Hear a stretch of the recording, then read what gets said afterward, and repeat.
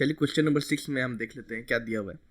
Angle A और angle B जो है क्या है, एक्यूट एंगल्स है। एक्यूट एंगल्स हमेशा जो होता है वो क्या होता है, 90 डिग्री से कम होता है। ठीक है, कॉस ए और कॉस बी हमारा दिया हुआ है कि क्या है, इक्वल है।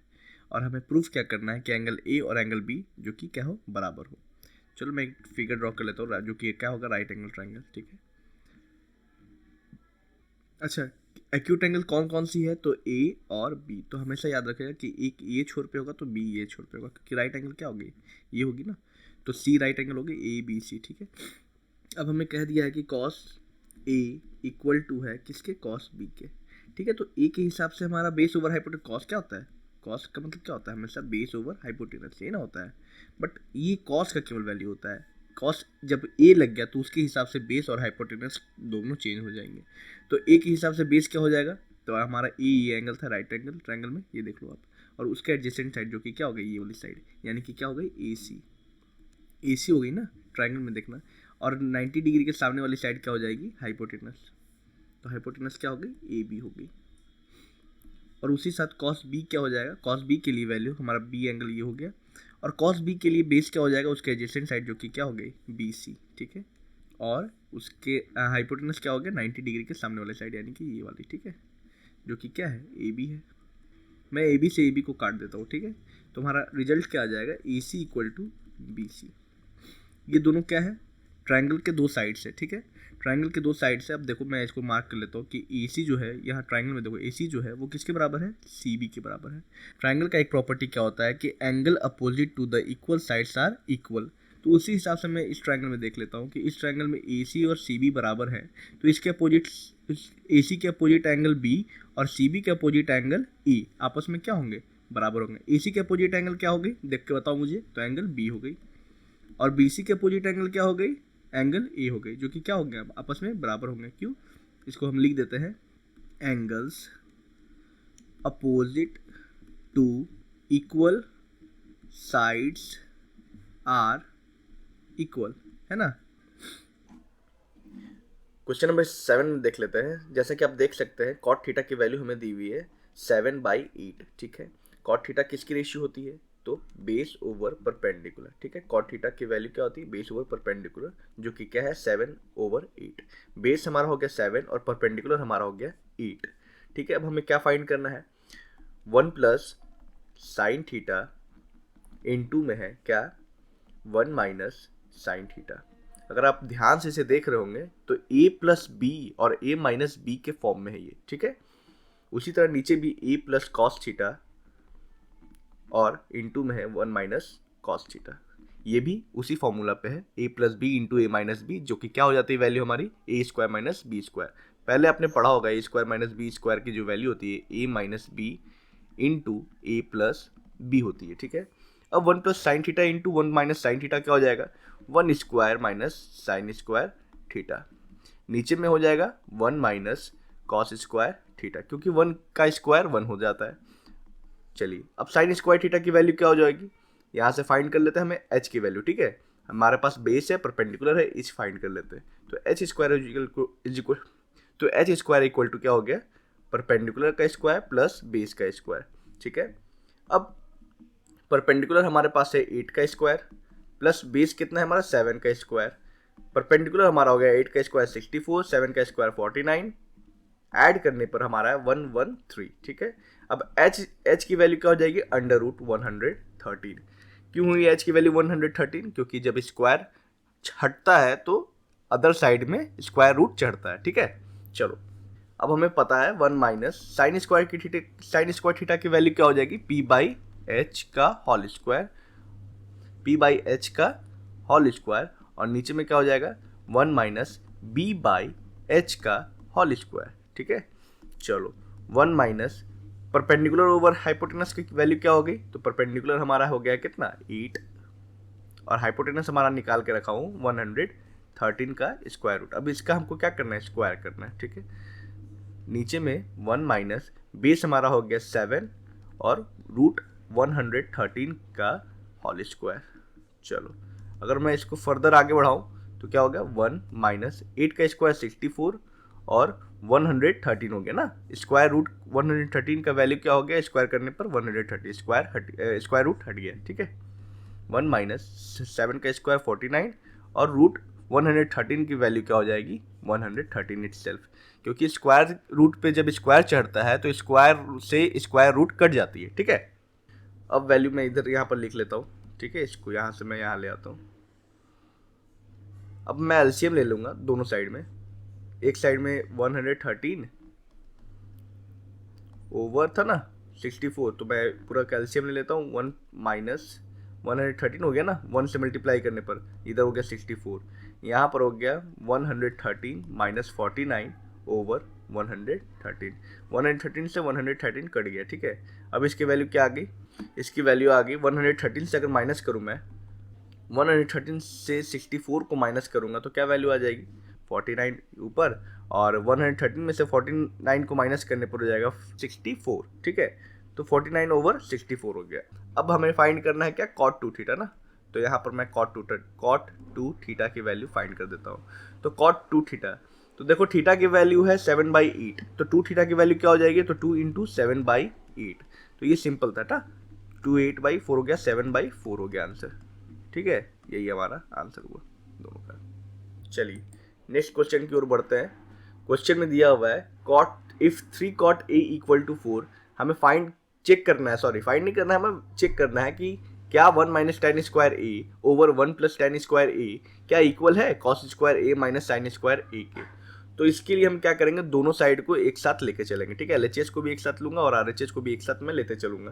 पहले मैं इधर से cot की वैल्यू निकाल लेता हूँ। 3 cot a की वैल्यू है 4, तो cot a की वैल्यू क्या हो जाएगी, 4/3, ठीक है। ये हमारा हो गया बेस ओवर परपेंडिकुलर ना। कॉट क्या होता है, हमेशा बेस ओवर परपेंडिकुलर का रेशियो होता है, ठीक है। तो ये हो गया 4:3, बी हो गया 4, परपेंडिकुलर हो गया 3। एच निकालने के लिए सबसे इजी वे क्या हो गया, एच निकालने के लिए p square plus b square. H की वैल्यू क्या हो जाएगी, √p² प्लस बी स्क्वायर। अब हमारे p की वैल्यू, p का स्क्वायर अगर हम करेंगे तो क्या हो जाएगा 9, और 4 का स्क्वायर करेंगे तो 16। अगर इसको ऐड सम अप करूंगा मैं तो √25 हो जाएगी। जो √25 से मैं 25 को अगर बाहर निकालना चाहूँगा तो क्या हो जाएगा, 5 वैल्यू आएगी हमारे पास। तो h की वैल्यू हमारे पास क्या आई, 5 आई, ठीक है। अब हमें फाइंड करना है, चेक करना है कि 1 माइनस टेन स्क्वायर ए प्लस 1 प्लस टेन स्क्वायर ए की जो वैल्यू है क्या कॉस स्क्वायर ए माइनस साइन स्क्वायर ए के बराबर है। तो चलो चेक कर लेते हैं। तो 1 माइनस टेन स्क्वायर ए का अगर मैं टेन स्क्वायर की वैल्यू लिख दूँ सीधी तो क्या हो गया, परपेंडिकुलर ओवर बेस का होल स्क्वायर। यहाँ मैं लिख दूंगा 1 प्लस परपेंडिकुलर ओवर बेस का होल स्क्वायर, ठीक है। अब इधर में कॉस स्क्वायर ए की वैल्यू क्या हो जाएगी, बेस ओवर हाइपोटेनस की whole square minus sine square की वैल्यू क्या रख देगी, मैं सिंपली क्या कर दूंगा, परपेंडिकुलर और हाइपोटेनस के में स्क्वायर चढ़ा दूंगा, ठीक है। यहाँ मैं कर लूँ तो क्या हो जाएगी, परपेंडिकुलर ओवर बेस की वैल्यू क्या है यहाँ पर, तो मैं इसको अगर उल्टा कर दूँ कॉट थीटा को, देखो यहाँ p/4, ठीक है ना। p हो गई 3 और बेस हो गया हमारा 4, तो 1 माइनस p की वैल्यू क्या होगी 3, तो 3 का स्क्वायर क्या हो गया 3 और 4 का होल स्क्वायर है। यहाँ भी 1 प्लस 3/4 का होल स्क्वायर है, ठीक है। इधर है बेस ओवर h का क्या हो गया, तो बेस हमारा हो गया 4 और h हो गया हमारा 5 का होल स्क्वायर माइनस p का होल स्क्वायर क्या है, p ओवर h का होल स्क्वायर क्या हो गया, तो p हमारा हो गया 3 और h हो गया हमारा 5 का होल स्क्वायर। चलो इसी को इक्वेट करना है। ये वैल्यू अगर हम सॉल्व करेंगे तो 3 का स्क्वायर 9 और 4 का स्क्वायर 16, तो 9/16 डिवाइड में आ जाएगा 1 प्लस 9/16 इक्वल टू में हमारा आ गया 4 का स्क्वायर 16 और 5 का स्क्वायर 25, 16/25 यहाँ आ गया 9/25। चलो यहाँ मैं इधर से अगर बना लूँ तो यहाँ आ जाएगा 16, अगर एलसीएम ले लूँ तो क्या आ जाएगा, ये पहले तो एक बड़ा सा ले लेता हूँ, उसके बाद 16 माइनस 9/16 आ जाएगा, और इधर भी 16 प्लस 9/16, इधर 16 से जो डिनोमिनेटर में 16 है दोनों का वो कट डाउन हो जाएगा, ठीक है। तो वैल्यू क्या आ जाएगी, इधर भी तो इधर क्या होगा 25 एलसीएम ले लेते हैं और 16/-9, ठीक है। अब इसको आगे हम लोग बढ़ाते हैं यहाँ पर, तो 16 - 9 यहाँ पर ऊपर आया था और उसके बाद 16 + 9 नीचे आया था, ठीक है। इधर भी 16 - 9, ये देखो आपको यहीं से दिख रहा होगा 16 और यहाँ 25 की वैल्यू हुई। इधर मैं सम अप कर दूँ तो क्या हो जाएगा, ये 17 16 माइनस 9 सॉरी क्या हो जाएगा 7 हो जाएगा ना, और ये 16 प्लस 9 25, और इधर भी 16 माइनस 9 7 हो जाएगा, और 25 पहले से दिया हुआ, तो ये आपस में क्या हो गया इक्वल हो गया। चलिए नेक्स्ट क्वेश्चन की ओर बढ़ते हैं। ट्रायंगल ABC जो है दिया हुआ है क्वेश्चन में, in triangle ABC right angle at B tan A की वैल्यू 1/√3 है, find the value of sin A cos C plus cos A sin C, और दूसरा क्वेश्चन में क्या है cos A cos C into minus sin A into sin C हो गया यहाँ पर। तो क्वेश्चन में क्या दिया हुआ है, एक ट्रायंगल है जो जिसकी राइट एंगल किस पर है, बी पर है, तो मैं पहले एक ट्रायंगल ड्रॉ कर लेता हूँ, ठीक है, जिसकी राइट एंगल किस पर है, बी पर है, तो यहाँ मैं बी लिख लेता हूँ, यहाँ से स्टार्ट होगी ए बी और ये सी, ठीक है। अब हमें वैल्यू दी हुई किस चीज़ की, tan की, tan ए की वैल्यू हमें दी हुई है 1/√3 यानी कि ए, ठीक है, ये हो गया ए। अब इसकी वैल्यू दी हुई है 1/√3। चलो आप देख लो ए क्या होती है, tan ए क्या होती है, परपेंडिकुलर ओवर बेस। अब ए के लिए परपेंडिकुलर क्या हो जाएगा, उसके सामने वाली साइड यानी कि BC, तो मैं BC पे 1 लिख दूं ना, क्योंकि P क्या है 1 को डिनोट कर रही है, बेस √3 को डिनोट कर रही है, 1 हो गया। अब बेस क्या हो जाएगा, ए के एंगल ए के एडजेसेंट साइड यानी कि AB, जो कि क्या हो गया √3। अब हमें AC फाइंड करना है, तो AC फाइंड करने के लिए हमें सिंपली क्या करना पड़ेगा, H का वैल्यू फाइंड करना है, तो उसके लिए p² प्लस b² का स्क्वायर रूट, यही ना, √3 का स्क्वायर हो गया 3, 1 का स्क्वायर हो गया 1, अंडर रूट हो गया चढ़ जाएगा, ये हो गया √4 जिसकी वैल्यू क्या आ गई 4, ठीक है। तो इसकी वैल्यू क्या आ गई 4, सॉरी 4 नहीं ना, यह तो 2 आई ना, 2, चलो तो ये क्या वैल्यू होगी हमारी 2, ठीक है। अब 2 वैल्यू हो गई, अभी हम फाइंड क्या करना है, पहला वैल्यू फाइंड करना है sin A into cos C plus cos A into sine C, ये फाइंड करना है ना। अब आप देखो जरा सा कि sin A की वैल्यू क्या होगी, आप ध्यान से देखना, A के लिए sin की वैल्यू क्या होगी, परपेंडिकुलर ओवर हाइपोटेनस, तो परपेंडिकुलर A के लिए परपेंडिकुलर उसके सामने वाली साइड यानी कि BC हो गई, ठीक है, और हाइपोटेनस हमेशा एंगल बी के राइट एंगल के सामने वाली साइड यानी कि AC हो गई, मैं लिख लेता हूँ सिंपली AC, ठीक है।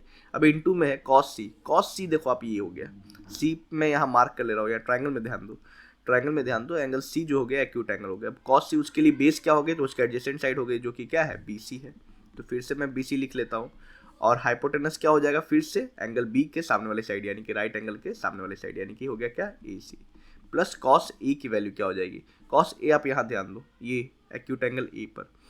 अब ये एंगल A के लिए बेस उसका क्या हो जाएगा, उसके एडजेसेंट साइड यानी कि क्या हो गया AB, तो उसके एडजेसेंट साइड क्या हो गया AB, और हाइपोटेनस हमेशा एंगल 90 डिग्री के सामने वाले साइड यानी कि 90 डिग्री सामने वाली साइड कौन सी होगी, तो AC होगी। ये चीज़ ध्यान में रखना, आप हमेशा जो हाइपोटेनस होगी हर सिनेरियो में सेम रहेगी, ठीक है, AC, चाहे वो हम A के रिस्पेक्ट में बात करें, चाहे वो एंगल हम C के रिस्पेक्ट में बात करें, ठीक है। अब बात करते हैं हम साइन C के लिए क्या हो जाएगा, साइन C के लिए परपेंडिकुलर उसके सामने वाली साइड AB, ठीक है। अब उसके लिए साइन C के लिए हाइपोटेनस क्या हो जाएगा, तो एंगल B के सामने वाली साइड यानी कि राइट एंगल के सामने वाली साइड, तो फिर स्टिल क्या हो गया, ये AC हो गया। अगर आप देखो तो ये हो गया BC का स्क्वायर हो गया ना, BC इंटू BC क्या हो गया BC स्क्वायर, और AC इंटू AC क्या हो गया AC का स्क्वायर, तो ये मैं क्या होल स्क्वायर कर दूँ ना, प्लस में AB का ओवर AC का होल स्क्वायर कर दूँ ना। चलो अब BC ओवर AC का वैल्यू क्या हो गई, BC की वैल्यू है 1 और AC की वैल्यू हमारी है 2 का होल स्क्वायर है ये, और AB की वैल्यू हमारी क्या है √3, और AC की वैल्यू क्या है हमारी 2, इसका भी क्या हो गया होल स्क्वायर हो गया, 1/2 का होल स्क्वायर हो गया 1/4, √3/2 का होल स्क्वायर हो गया, √3 का स्क्वायर करेंगे तो 3 हो गया, और 2 का स्क्वायर करेंगे तो 4 हो गया, ठीक है। एलसीएम अगर 4 ले लूँ तो 1 + 3, ये स्टिल क्या आ गया 4/4, ये कट डाउन हो गया क्या आ गया वैल्यू 1, ठीक है।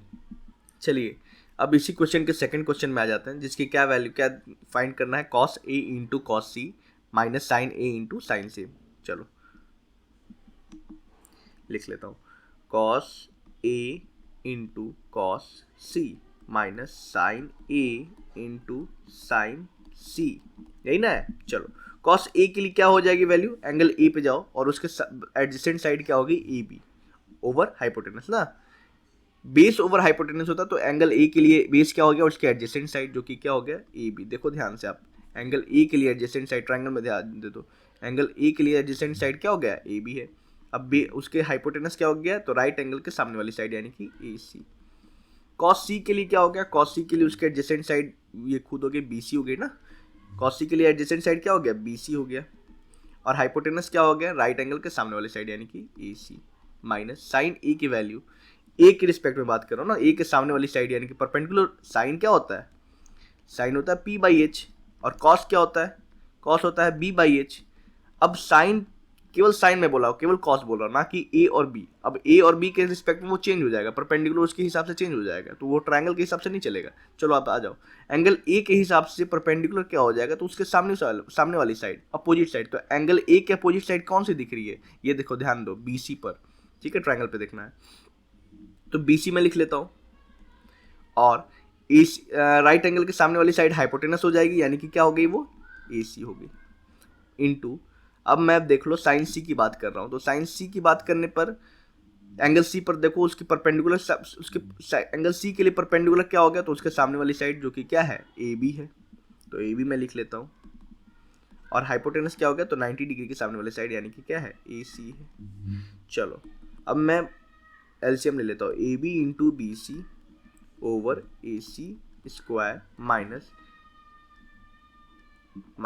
B c into a b over a c square. अगर हम एलसीएम लेंगे, हमें वैल्यू भी पुट करने की जरूरत नहीं है, क्योंकि मुझे यहीं पर कट डाउन दिख रहा है, ए सी स्क्वायर, यहाँ मैं a b into b c को माइनस कर दूँ b c into a b से, तो ये क्या आ जाएगा, ये तो देखो ना आप, अगर दोनों चीज़ का multiple a b into b c भी सेम है, b c into a b भी सेम है, तो मान लो कि इसका जो भी मल्टीपल आएगा, इसका जो भी मल्टीपल आएगा वो आपस में क्या हो जाएगा, जीरो हो जाएगा।